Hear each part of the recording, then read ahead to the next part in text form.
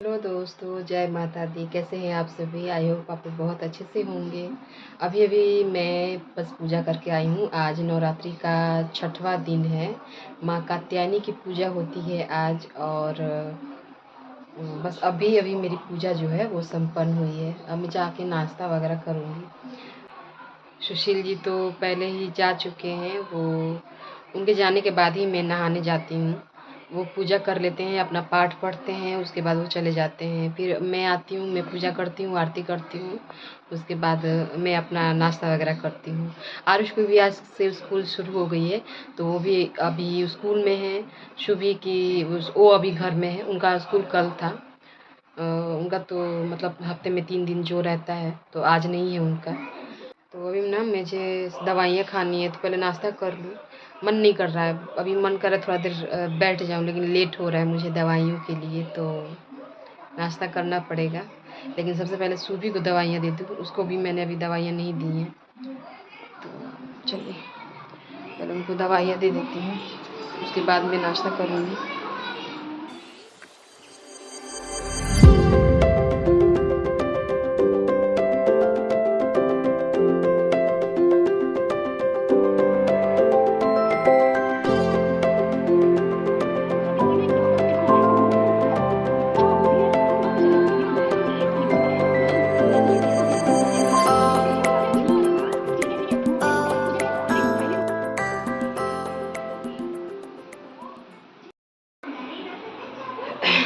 मैं नाश्ता कर लूँ। नाश्ते में देखिए आज मैंने क्या बनाया है। नाश्ता और लंच दोनों ही समझ लीजिए। ये मैंने चना दाल और लौकी की सब्ज़ी बनाई है और रोटी है।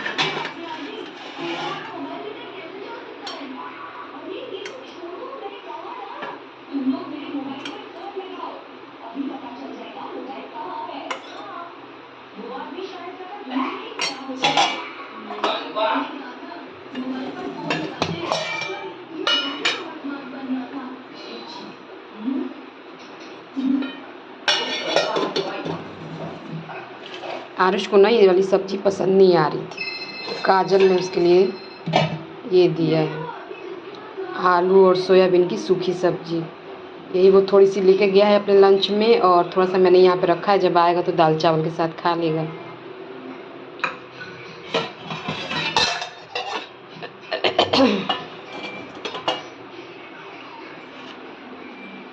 आजकल मेरे घर में लौकी बहुत ज़्यादा बन रही है, और इससे आरुष बहुत ज़्यादा परेशान हो गया है, क्योंकि उसको लौकी पसंद नहीं है। खा तो लेता है पर मन से नहीं खाता है वो। वहीं शुभी को ये बहुत ज़्यादा पसंद है। रोटी के साथ खाने के लिए मैंने उसको दी थी ना, वो ऊपर से एक कटोरी दोबारा लेता है जब भी मैं बनाऊँ, चाहे वो चने की दाल वाली बनाऊँ या प्लेन वाली बनाऊँ। तो उसको दोनों ही सब्जियाँ बहुत ज़्यादा पसंद आती है, वो कटोरी में लेकर खाता है। वैसे ये सब्ज़ी भी बहुत टेस्टी बनी थी, बिना प्याज़ लहसुन के बहुत अच्छी बनी थी ये। तो भई उनके लिए मैंने काजल से कहा कि तुम अपनी वाली सब्ज़ी दे दो, वो लेके चले जाएँगे स्कूल आरुष को। मैंने लंच में दे दिया और थोड़ी-सी बचा के रखी थी कि दाल चावल के साथ खाएगा। उसके बाद मैंने अपनी दवाइयाँ ले ली हैं, और दवाइयाँ लेने के बाद ना मैं चली गई थी काजल के रूम में, उसको वहाँ भी देखने के लिए कि मतलब पूजा वग़ैरह हुआ कि नहीं। तो मैंने देखा कि आज थोड़ा लेट हो गई थी वो, तो अभी उसको पूजा करना था।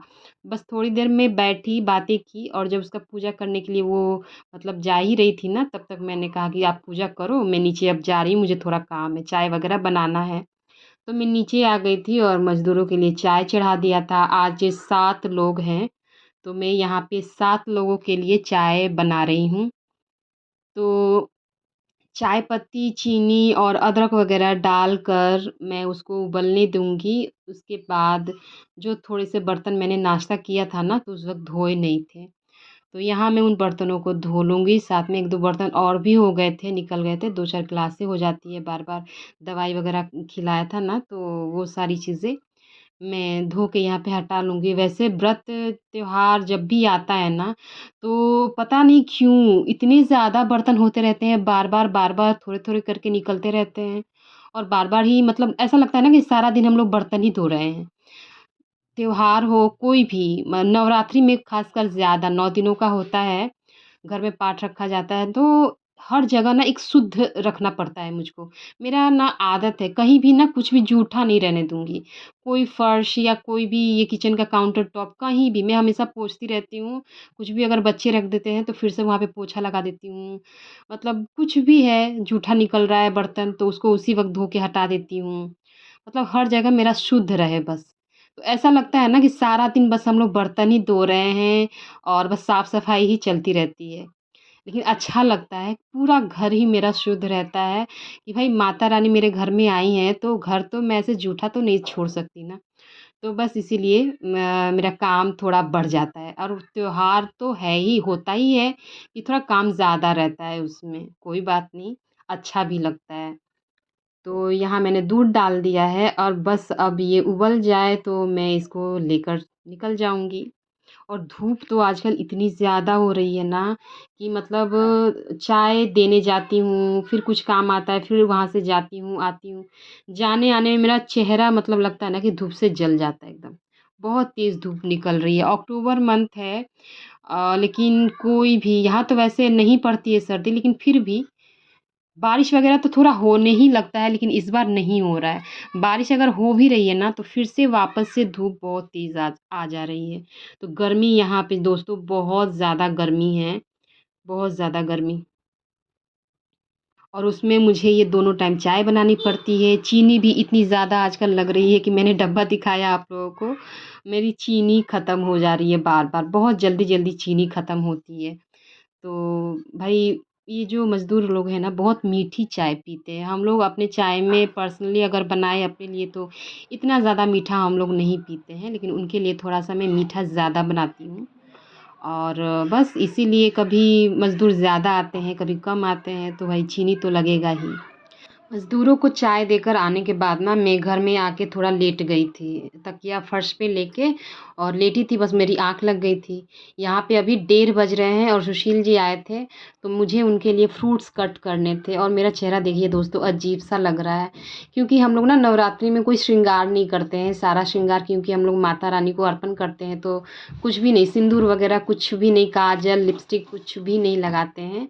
इसलिए थोड़ा चेहरा अजीब-सा लगता है और आजकल तो मैं थोड़ी बीमार भी चल रही हूँ, तो इसलिए भी चेहरा क्या पूरा शरीर ही मेरा अजीब-सा हो गया है।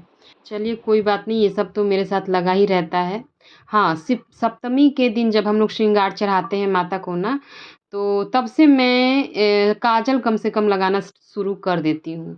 लेकिन सिंदूर फिर भी नहीं लगाती हूँ क्योंकि हमारे घर में पाठ रखा जाता है, तो सीधे नौमी के बाद ही हम लोग सिंदूर लगाते हैं। तो यहाँ पे मैंने सुशील जी के लिए पपाया कट किया, 2 प्लेटें लगाई अपने लिए भी और एक सुशील जी के लिए। फिर उनके लिए मखाने और बादाम की बर्फ़ी भी रखी। तो वो अच्छे से अपना लंच करके कंपनी चले गए थे। उनके जाने के बाद फिर मैंने सोचा ना कि अभी मैं डिनर की भी तैयारी कर लेती हूँ क्योंकि शाम को ना बहुत काम रहता है दोस्तों।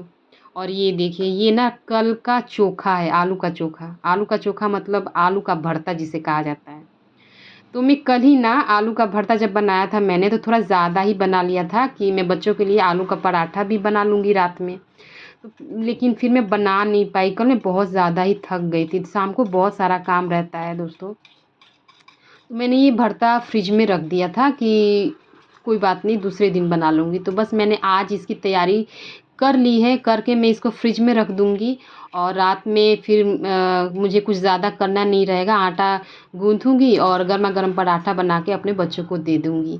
बस यही सोच के मैंने इसकी तैयारी दोपहर में ही करके हटा ली। एक मेरा काम भी ख़त्म हो गया। और दोस्तों ये जो मैं बना रही हूँ ना बिना फ्राई किए हुए मसालों में देखिए मैं बता देती हूँ मैंने क्या-क्या लिया था। जो जिस मिक्सी के जार में आपने देखा जो मैंने ग्राइंड किया था, वो सिर्फ़ हरी मिर्च और अदरक है, लहसुन प्याज़ तो पड़ेगा नहीं। तो वो मैंने ग्राइंड दरदरा सा पीसा हुआ था, आप चाहें तो कूट भी सकते हैं। उसके बाद अजवाइन और कलौंजी का डाला उसमें मैंने और थोड़ा-सा नमक भी डाल दिया, नमक वैसे पहले से ही है इसमें।